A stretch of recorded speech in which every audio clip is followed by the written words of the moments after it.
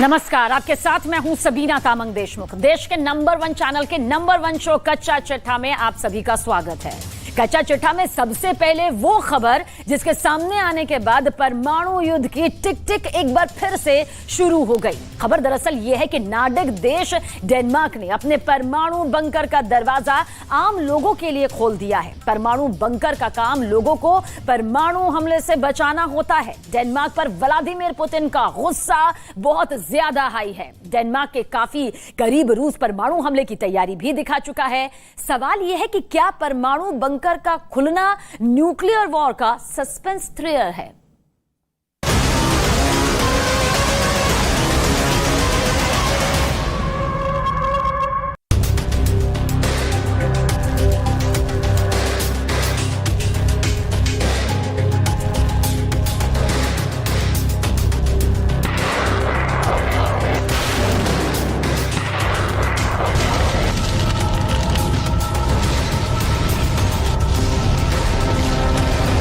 Denmark में पहली बार क्यों खुला टॉप सीक्रेट बंकर? यह डेनमार्क का top secret bunker nuclear bunker है। यह ऐसा वैसा बंकर नहीं, यह परमाणु हमले का रक्षक है। पहाड़ी के अंदर मौजूद इस गुफा में पहली बार कैमरा खुला तो क्या क्या दिखा? क्या डेनमार्क को परमाणु हमले का खतरा सता रहा है? सबसे बड़ा सवाल, डेनमार्क किसके न्यूक्लियर निशाने पर है?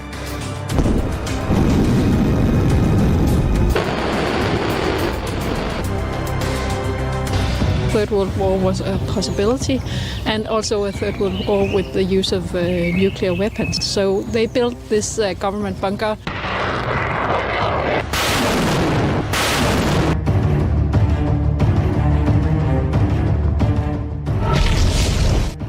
इस top secret bunker nuclear bunker की तस्वीरों को कहां फ्रेम दर फ्रेम देखा जा रहा होगा? इस न्यूक्लियर बंकर को कहां फॉरवर्ड करके देखा जा रहा होगा? इसे कहां रिवाइंड करके देखा जा रहा होगा? सब कुछ सिलसिलेवार तरीके से बताएंगे। अभी बस इतना जान लीजिए, रूस की न्यूक्लियर फोर्स इस बंकर की लोकेशन को लॉक कर चुकी है। यह बंकर डेनमार्क की पहाड़ी के अंदर 60 मीटर की गहराई में है। यहां बंकरों का ऐसा जाल है जिसे डेनमार्क का पाताल लोक कहा जाता है। इसे शीत युद्ध के दौरान तैयार किया गया था।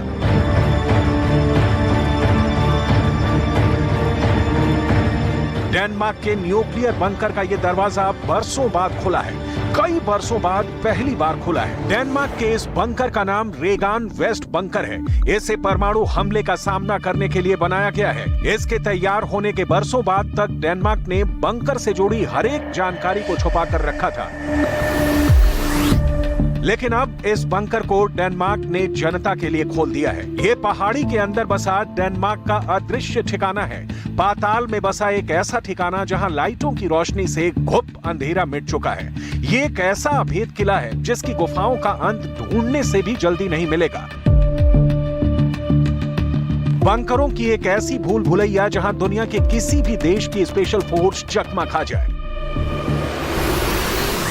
ऊपर पहाड़ी पर अगर बड़ी से बड़ी मिसाइलें भी फट जाएं, तो इसके सन्नाटे में आकर मिसाइलों का शोर शून्य हो जाता है। इस बंकर को पहली बार डेनमार्क के लोगों के लिए खोल दिया गया है। दिखाया जा रहा है कि लोगों की सुरक्षा के लिए यहां कितना पुख्ता इंतजाम है। रेगान वेस्ट नाम का यह बंकर साल 1968 में बनकर तैयार हुआ था। इसमें 350 लोगों के रहने की जगह है। This is a nuclear bunker, and here would be living the Danish government, the regent, some press, some communications people, and some people to make everything work, the machines and the ventilation and so on. So all in all, 350 people living in here. बड़ा सवाल, क्या Denmark को रूस से परमाणु खतरा सता रहा है? जब से रूस ने बेरेंट और नॉर्वेजियन सागर में 14 घंटे से अधिक देर तक परमाणु बॉम्बरों के उड़ान का युद्धाभ्यास किया था, तब से नॉर्डिक देश सावधान हो गए हैं। रात के अंधेरे में रूस के न्यूक्लियर बॉम्बर की इस उड़ान को नॉर्डिक देश परमाणु युद्ध की सीधी चेतावनी के तौर पर क्यों देख रहे हैं?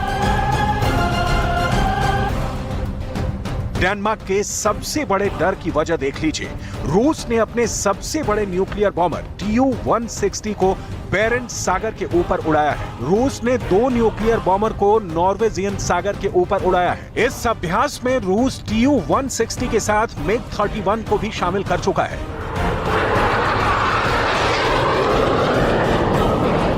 Tu-160 रूस का अहम परमाणु बम वर्षक विमान है। रूस ने जब से इसका वीडियो जारी किया है, पूरे नाटो में खौफ की लहर दौड़ गई है, क्योंकि रूस के ये ऐसे बम वर्षक विमान हैं, जिनके जरिए रूस किसी भी देश पर परमाणु बम से हमला कर सकता है। ऐसे ही विमानों का इस्तेमाल पुतिन यूक्रेन युद्ध में भी कर चुके हैं। रूस की तरफ से भले ही ये कहा गया कि ये विमान में ईंधन भरने का अभ्यास था, लेकिन नॉर्वेजियन सागर के ऊपर उड़ान भरकर रूस ने सीधे 4 देशों को चुनौती देने की कोशिश की है, क्योंकि स्वीडन, नॉर्वे, फिनलैंड और डेनमार्क के हवाई मेल ने पुतिन को टेंशन में ला दिया है।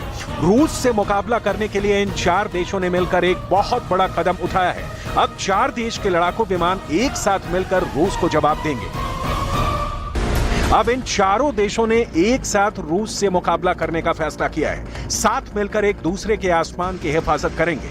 अगर 4 देशों में किसी भी देश की हवाई सीमा में कोई हरकत हुई तो 4 देश मिलकर जवाब देंगे।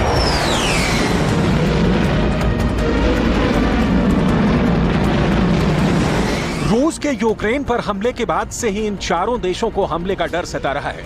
रही सही कसर रूस के लड़ाकू विमान पूरी कर देते हैं। रूस के फाइटर जेट कभी फिनलैंड के बॉर्डर के पास पहुंच जाते हैं, कभी स्वीडन को डराते हैं, कभी नॉर्वे की निगरानी करते हैं, तो कभी डेनमार्क को डराते हैं।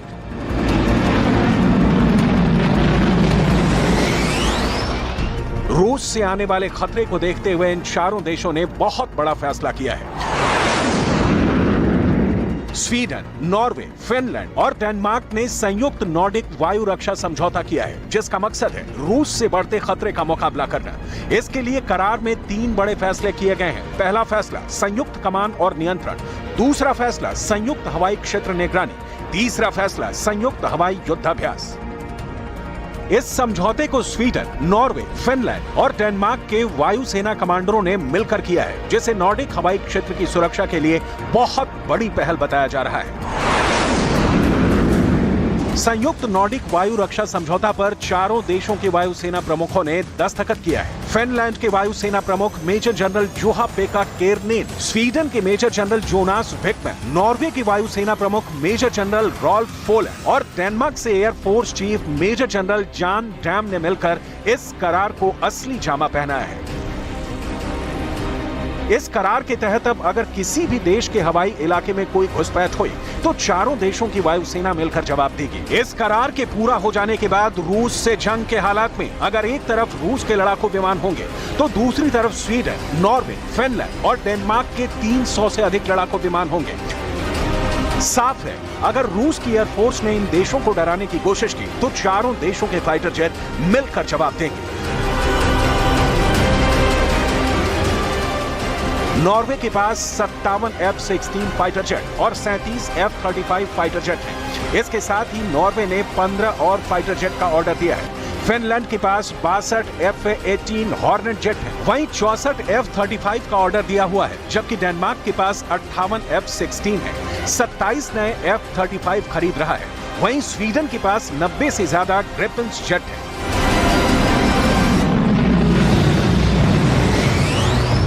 दरअसल 4 नॉर्डिक देशों को आशंका है कि रूस के राष्ट्रपति व्लादिमीर पुतिन उन पर अटैक कर सकते हैं। यही वजह है कि 4 देशों ने रूस की सेना के आक्रमण की सूरत में करारा जवाब देने के लिए ये फैसला किया है। अपनी हवाई सीमाओं को महफूज करने का प्रण लिया है। नॉर्डिक देशों को आशंका है कि रूस अपने मेनलैंड के साथ साथ कलिनिनग्राद से हवाई हमले कर सकता है, मिसाइल अटैक कर सकता है। विदेशी मीडिया के मुताबिक नॉर्डिक देशों को बड़ा खतरा कलिनिनग्राद से उड़ने वाले रूस के लड़ाकू विमानों से है।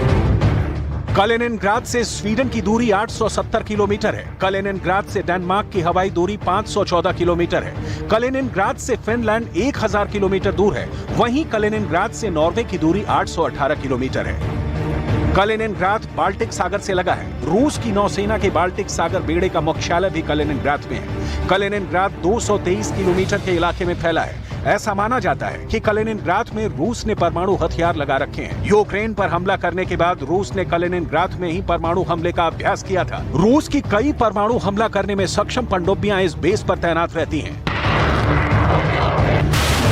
ऐसे में अगर नॉर्डिक देशों से रूस का युद्ध हुआ तो उन्हें आशंका है कि रूस इस बेस से परमाणु हमला तक कर सकता है।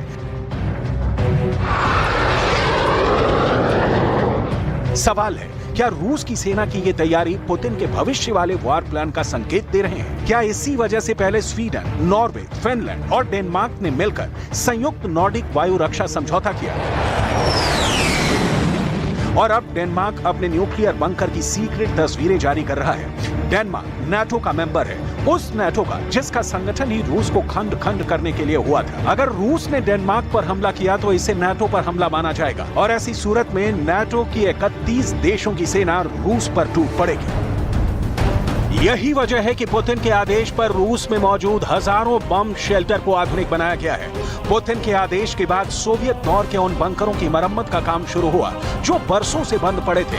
रूस के तहखानों पर ताला चढ़ा था, लेकिन अब सभी बंकरों में फुल रफ्तार के साथ काम शुरू हो गया। यहां तक कि 3 दशकों से अधिक वक्त से बंद सुरंगें खुल गईं।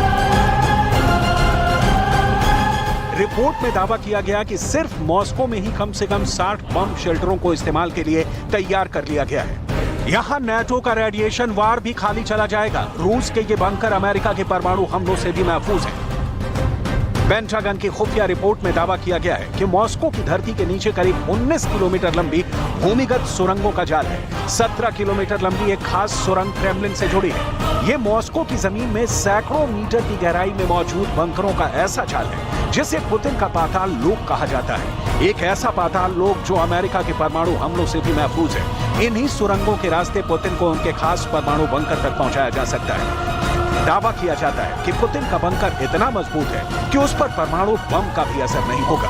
साफ है, परमाणु हमले से बचने की तैयारी दोनों तरफ हुई है। रूस के परमाणु बंकरों की तस्वीर तो दुनिया पहले भी कई बार देख चुकी है, लेकिन डेनमार्क ने बिना कुछ कहे पहली बार अपने परमाणु बंकरों का दरवाजा खोल न्यूक्लियर वार की नई तकरार का डेंजरस चैप्टर खोल दिया है।